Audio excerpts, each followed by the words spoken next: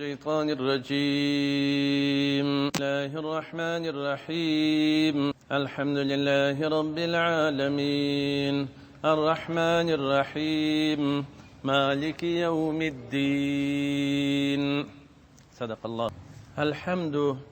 طول ثنا و صفت چې دی دا ثابت دی لله یو الله جل وعلا شانه لره. رب العالمین دی رب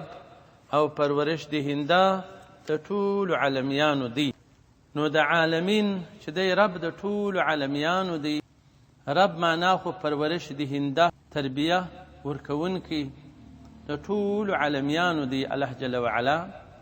نو عالمونه چې موږ وویله چې عالم خو مثال د انسان یو عالم دی. علما په دې کې مختلف اقوال را نقل کړي وه. څوک وایي 1400 عالمه دي او څوک وایي 400 عالمه دي، څوک وایي 80,000 عالم، 80,000 عالمه دي. خو دغسې په دې کې اقوال مختلف. په تفسیر حدائق روحة الریحان کې چې 22 جلد کتاب تفسیر شریف دی، ابي هريره رضی الله تعالی عنه څخه روایت را نقل کړي چې الله جل وعلا د خپل مخلوق 4 صنف پیدا. اول صنف چې دی هغه ملائکه علیه الصلاة والسلام دی، دوهم شیاطین دی، دریم پیرانان دی، څلورم انسانان دی.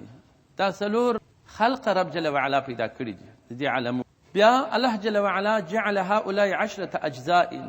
بیا دغه ټوله 10 جزء ګرځولي. 9 منهم الملائکه، 9 اجزاء ملائکی دي،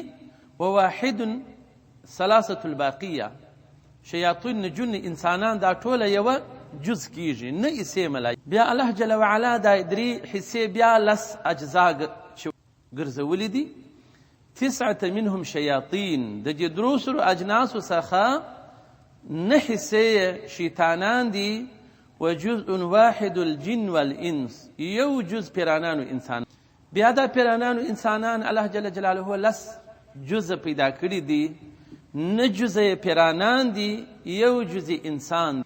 بیا دغه یو جز د انسان الله جل وعلا 125 جزءا،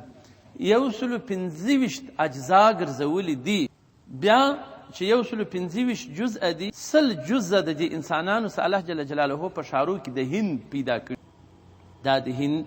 علاقه ډېره غټه علاقه ده، ډېر مخلوق دی. خدا تر موږ پورې راغلي دي دا خلک نه. اکثره دا تورپوستي که څومره پښتانه یي خو پلرونه یې دغه ځای سره راغلي دي. اکثره دوی دغسې بلاد الهند خلک د هغه ځای څخه پاکستان کې چې دا پنجابیان یې بولي، سیندیان، پلار یې ګرده د هندس څخه دی. دوی ګرده دغه یو جنس خلک، خو دا بیخي غټ مخلوق. او په دې کې بعضې د ساتح په نامه سره دي. بعضې داسې خلک د هندوستان په علاقو کې سته چې شکلونه یې سره بل ډول دي. د انسانانو د شکلو څخه شکل بیخي برابر نه وي لکه د انسان. بل د ماسوخ په نامه سره دي. دا هم دغسې شکلونه د انسانانو په رقم برابر نه دي. بل د مالوب په نامه سره دي. دا هم داسې یو بله کم طایفه ده په دې کې. خو د دې ټولو اکثرو چې دا ذکر سوي دي، دا اکثریت یې داسې دي چې د خدای جل وعلا اطاعت نه مني. دا کفار په هندوستان کې بیخي ډېر دي، د مسلمانانو داسې په یو جز او 12 جزء بیا په د اروپا او روم کې په دغه علاقو کې دي د دې انسانانو څخه، چې په دې کې بیا اکثره یې نستوریه، ملکانیه او اسرائیلیه او یعقوبیه او دا ډلې د نصاراو په دې کې جوړې دي. نو دغه 4 سره طوائف چې دي دا سرکشه دي د خدای پاک. یعنې یا خدای پاک شریک نیسي، یا نبي په خدایي سره نیسي، یا نبي د خدای زوی بولي، عیسایان یې بولي. دا هم په غټ شمېر کې انسانان دي. یعنې 125 جزه دا انسانان دي، 12 یوازې په دغه روم په علاقو. او 6 جزء بیا خدای پاک د دې څخه په مشرق کې ګرځولي دي د انسانان، چې یاجوج او ماجوج هم په دې کې داخل. دا هم د دې انسانان. بیا په دغه 6 اجزاو کې ترک، خاقان، ترکی حد، خلخ، ترکی خزر، ترکی جرجر، دا ټوله داخل دي. دا ترکیان چې دا کوچني سترګې دي، چرکونجه مخانې دي، دا هم د جنس څخه داسې د یاجوج ماجوج سره د دې اصل سره ځي او شمېر یې خورا په هغو کې ورداخلېږي. خو دا ټوله د انسانیت 6 اجزاوي او 6 اجزاوي بیا په مغرب کې طرف کې دي، چې دا چینایان یې بولي، زنجو، زوتو، حبشو، نوبو، بربر او نور داسې سرکشه خلک دي کفار یې ډېر چې دا موږ اوس چینایان بولو په دې کې هم دا ډېر مخلوق دي 6 اجزاوې د دې انسانیت دی تشکیلوي خو دا هم اکثره یې دوژخیان پر خدای پاک باندې ایمان نه لري بد خلک اوس نو بیا د دغو 140 دا د هغه اجزاوې د انسانیت پوره شوله وبقي من الانس من اهل التوحید جزء واحد دا ټول مسلمانان د دې انسانیت چې 125 اجزاوې دي یو جزء اهل توحید والا خلک دا مؤمنان دغونه لږ بیا په دغه یو جزء کې بیا دغه یو جزء بیا پر 3 فرقې جوړ بیا په دغه 3 فرقې 2 فرقې د یو لوی خطر لاندې دي چې اهل البدعات ضلالت بدی فرقې دا نوي د دې اخر زمانه ډلې چې د علما وايي نبی عليه السلام مبارک وايي علیکم بالجماعه دا جماعت څخه چې په اسلام کې لوی جماعت وي پر دغه سره کلک ووسیږي من شذ فی النار که څوک د لوی جماعت څخه د اسلام ووتی نو هغه به په اور کې غوټه کیږي هغه دغه ضلالت ډلې دي چې دا یو جز په 125 اجزاو کې دغه سره مؤمنان دي بیا هغه 3 فرقې ځکه حدیث شریف کې راځي نبی کریم صلی الله علیه وسلم فرمایي وان اليهود افترقت 71 فرقه یهود پر 1 فرقو باندې تقسیم شول نصارا 72 فرقه او نصارا پر 2 فرقو تقسیم شول وستفترق امتي على 73 فرقه او جرد چې ټوټه بس زما امت پر 3 فرقو باندې كلهم في النار الا فرقه واحده یو فرقه به هغه په د دوزخ والا نه وي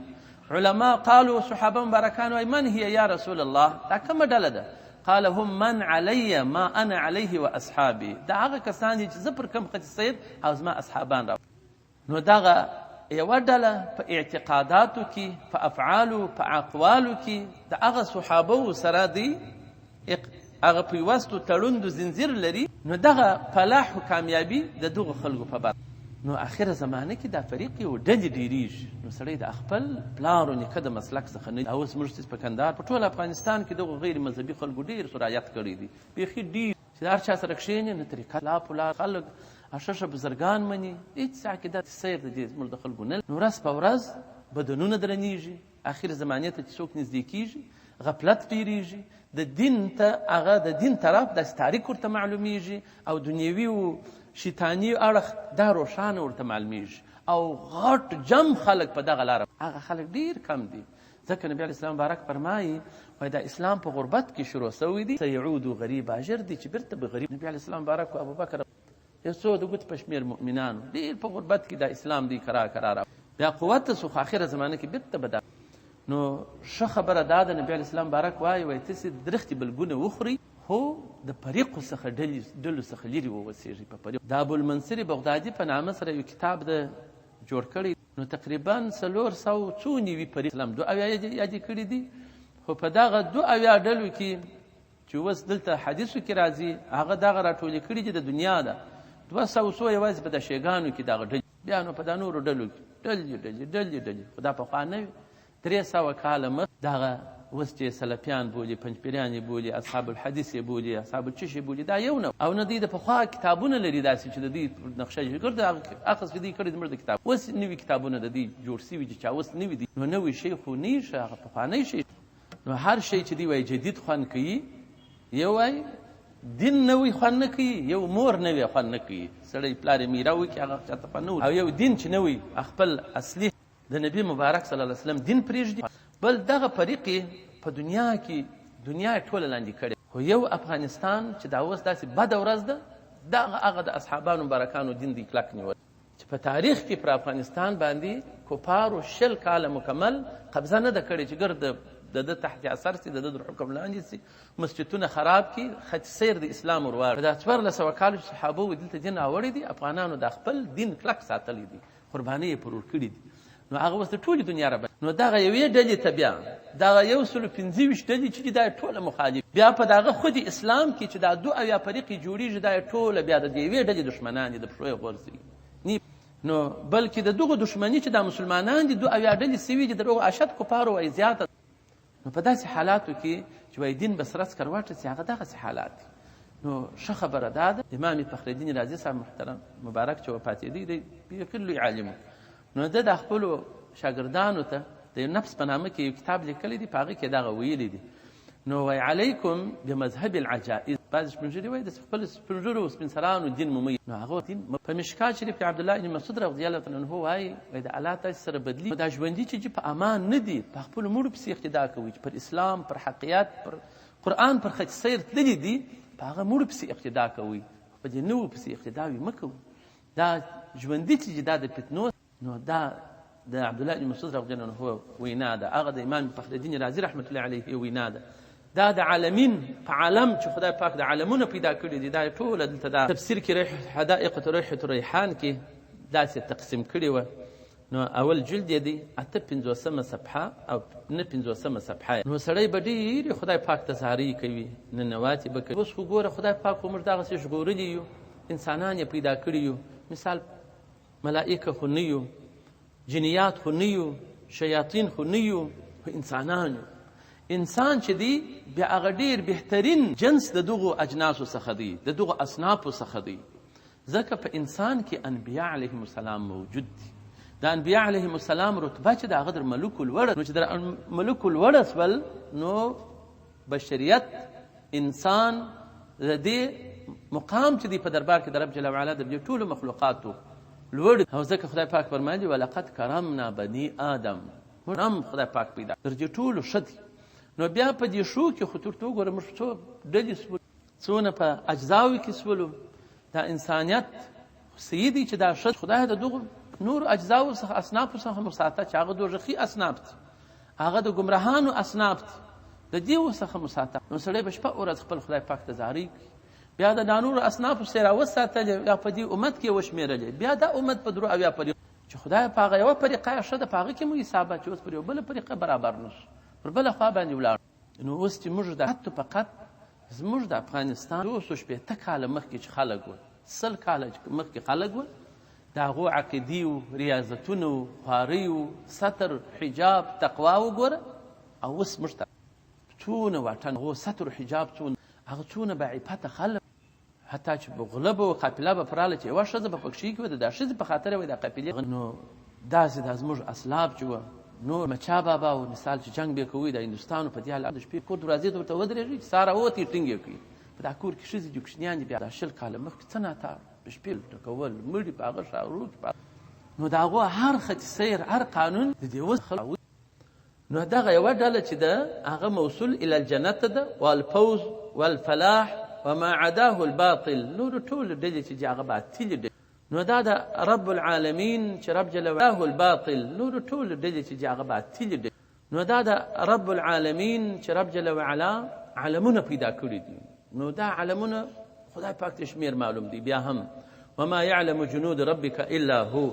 هغه جنود د رب جل وعلا چې دي څوک علم نه پر لري مګر الله جل وعلا پر عالم دی. دونه ډېر مخلوق لري، خو در 80,000 عالمو پورې لا روایتونه راغلي.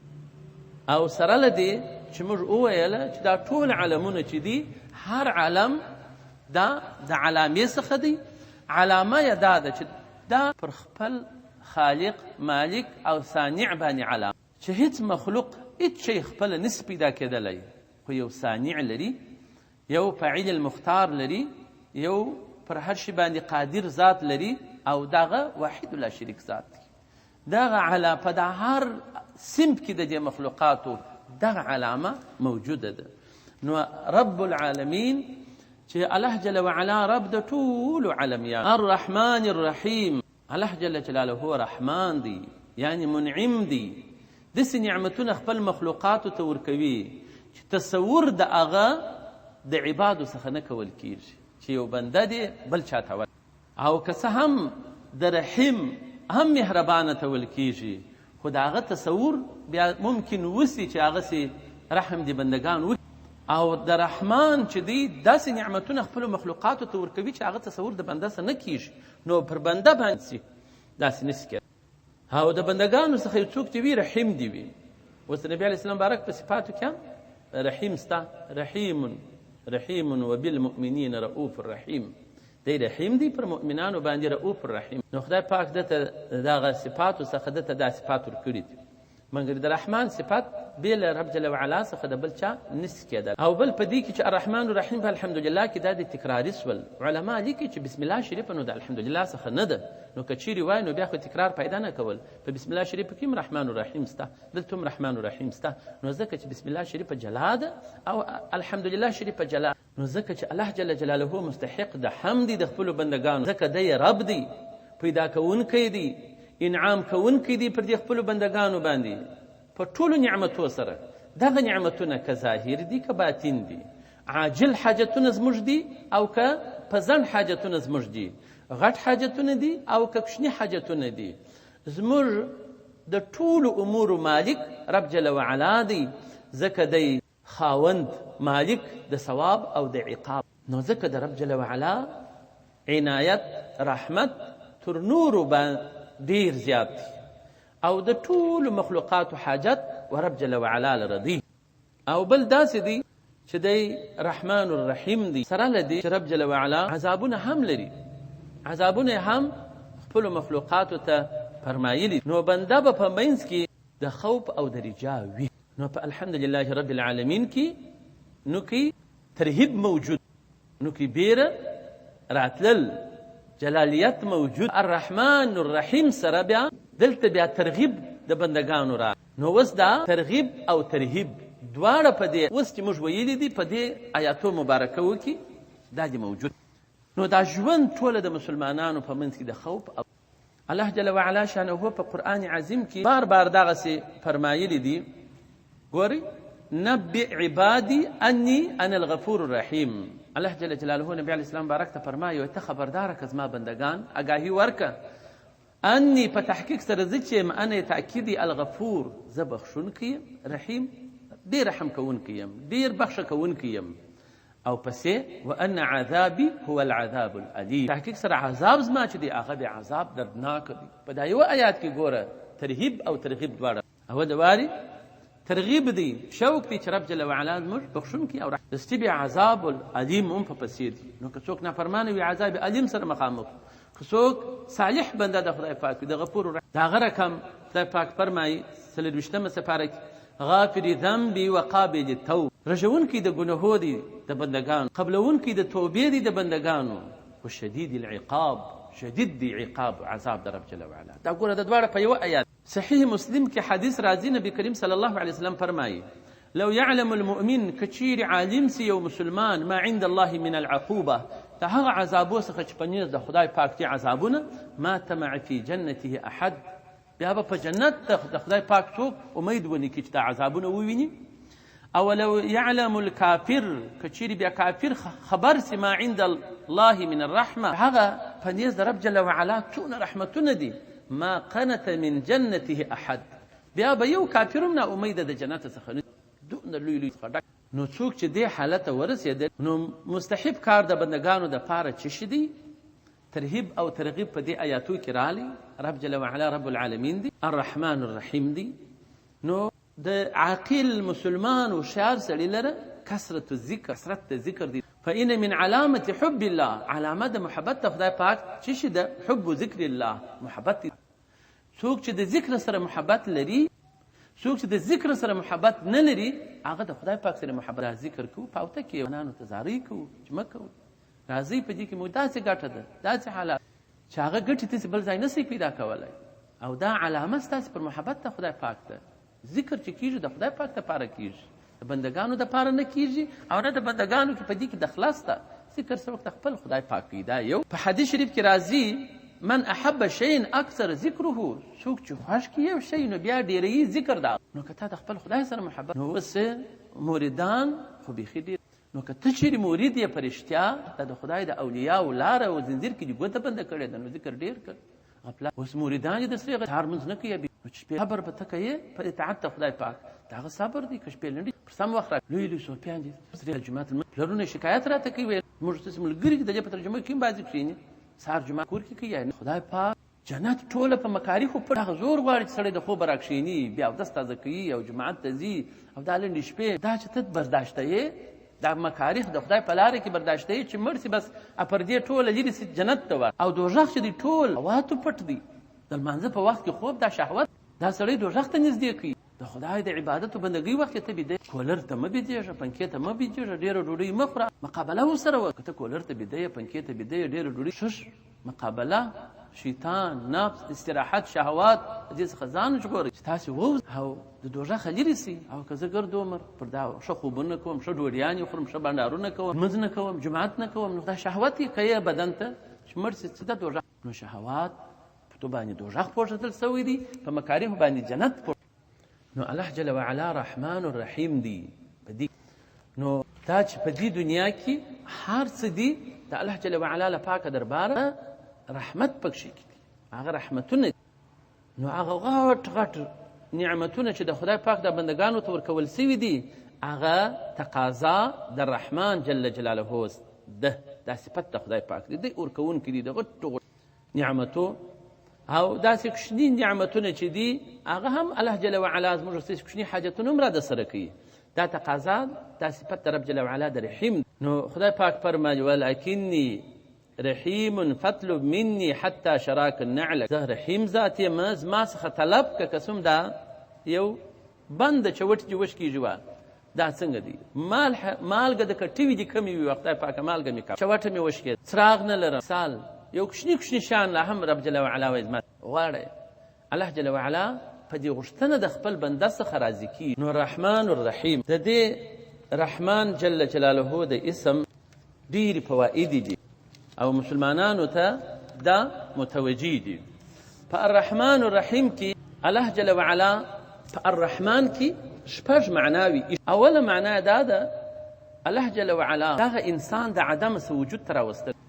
دا رحمت د الله جل جلاله دی چې دی رحمان دی دا رحمت دی په دنیا کې ستر نعمت کوم چې یو انسان رب جل وعلا پیدا کې وجود ته زرونو کلونو مرګ د عدم یو دقیقه ژوند دا بهتر دی ولی په دا یو دقیقه کې خو به ته الله هو فل حقیقي معبود و خالق به یاد کې په عدم کې په مرګ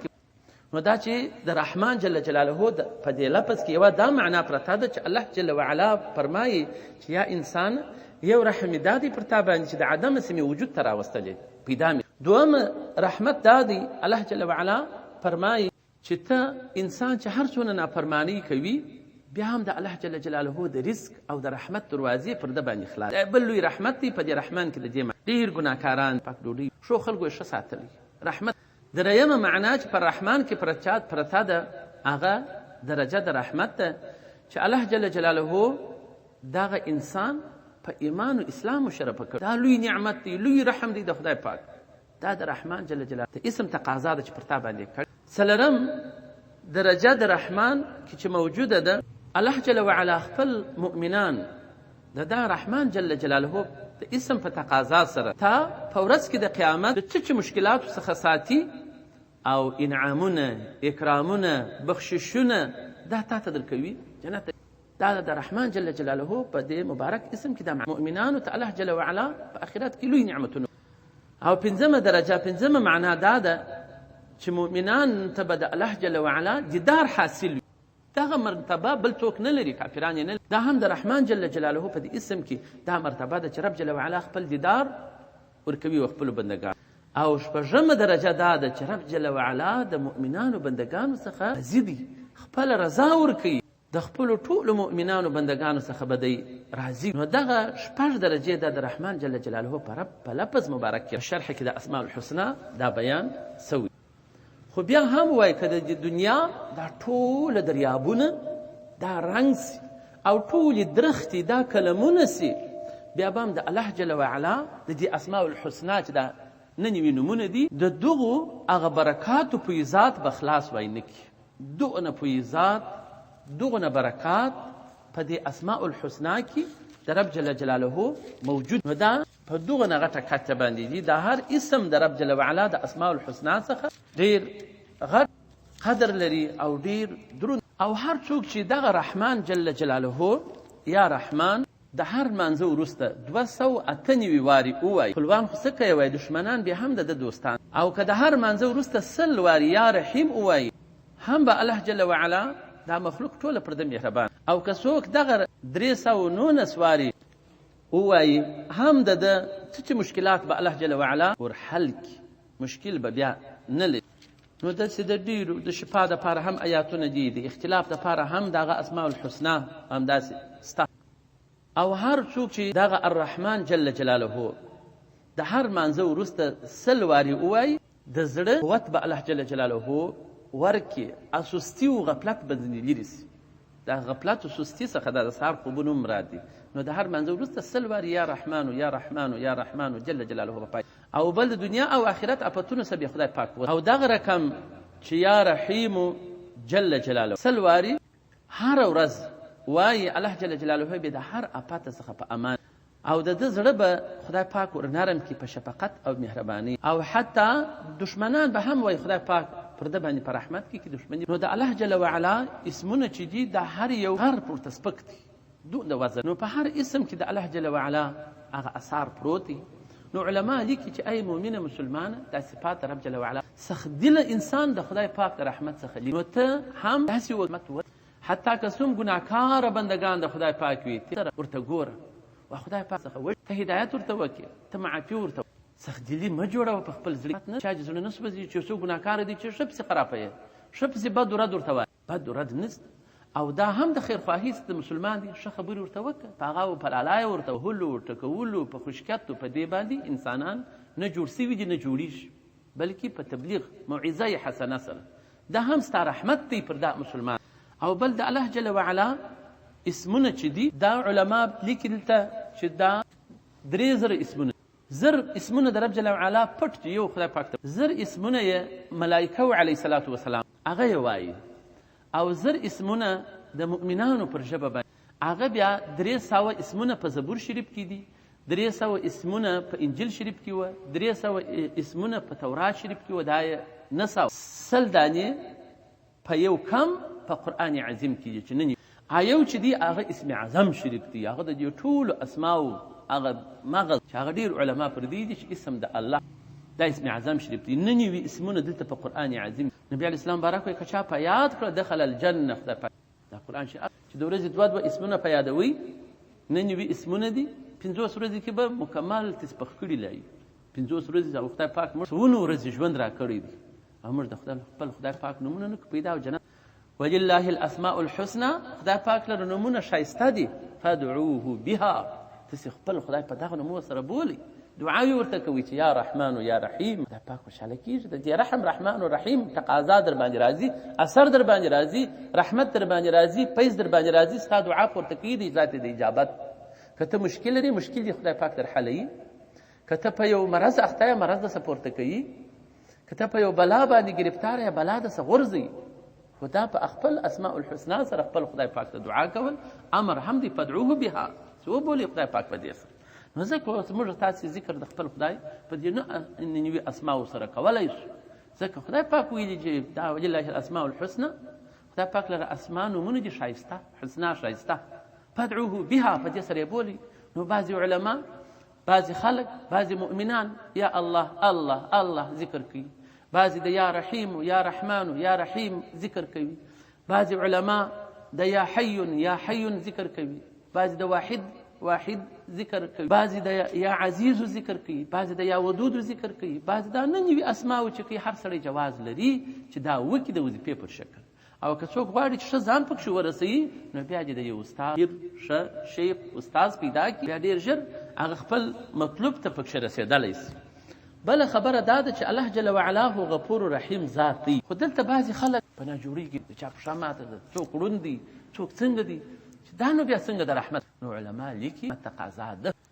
دا هم د رحمت تقاضا ده. ولې اوس مثال خدای نه چا ګوته تور دا شکره یې پرې کړه، دا لاس بې پاک، نو لږ ضرر په مقابل کې د ډېرې ګټې دا برداشتول. یو څوک ناجوړی وي، که دغه ناجوړي نه وي دا سړي ټوله بدن دوزخ ته، یو سړی مسکین وي، ډوډۍ پیسې نه ډېرېږي، که دا پیسې ډېرې سي د دوزخ ته ځان غورځوي. خدای پاک رحمان و رحیم دی، دا خپل مؤمنان یې پر دوزخ نه دي پېرزول، په مسکنت یې ګرفتار. کوم وخت چې خدای پاک یو بنده خوښ کړي په یو مصیبت یې اخته، دا معنا نه چې څوک ناجوړي لري مسکنت لري نو دا د خدای پاک ته ناخوښه دی، یا دی رحمان و رحیم دی. تر دې لاندې ډېرې فواید بیا اوس ګوره، وایي یو استاد سبق ورته وایي، دا شاګرد یا سبق نه وایي یا څنګه کوي، نو دا استاد را ولاړېږي وهي پلشتی وي، دا ظاهره ول خو درد دی خشکه د ټکول دی مګر د دې لاندې بیا دغه هلک بیا سبا ورځ پیس د قرآن څونه غټه نفع د دې لښتې لاندې بیا پرته دغه سړی عالم د دین جوړېږي در دې لښتې لاندې څونه لو فایده پرته سول دا هلک د ګمراهۍ څخه په راګرځي په دې لښته باندې نو بیا در دې لښتې لاندې څونه لوی ګټې بیا پرتې نو هغه ډېره ګټې ته به سړی ګوري و لږ ضرر ته به سړی نه ګوري نو موږ تاسې په خپله زندګي کې ټول عمر لږ ضرر باید برداشت کو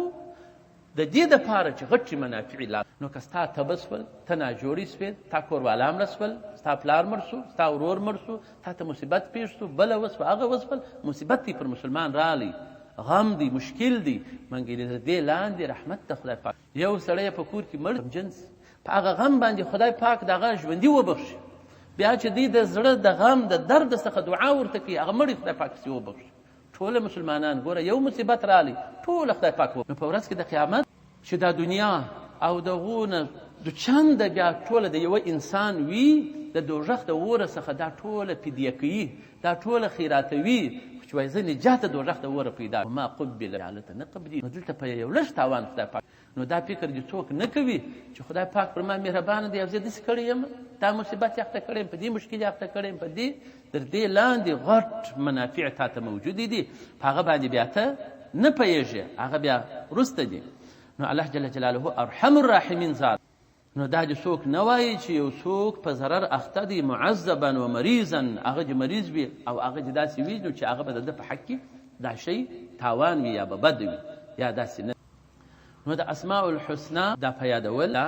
سړی جنت ته رسوي زه به اوس ژر ژر د اسماء الحسنا درته ووایم ستاسې پر زینو باندې به راوڅرخېږي اثر در باندې کوي په زړه سره مو موږ دي د خدای پاک ښایسته نومونه دي ښایسته نومونه اسماء الحسنا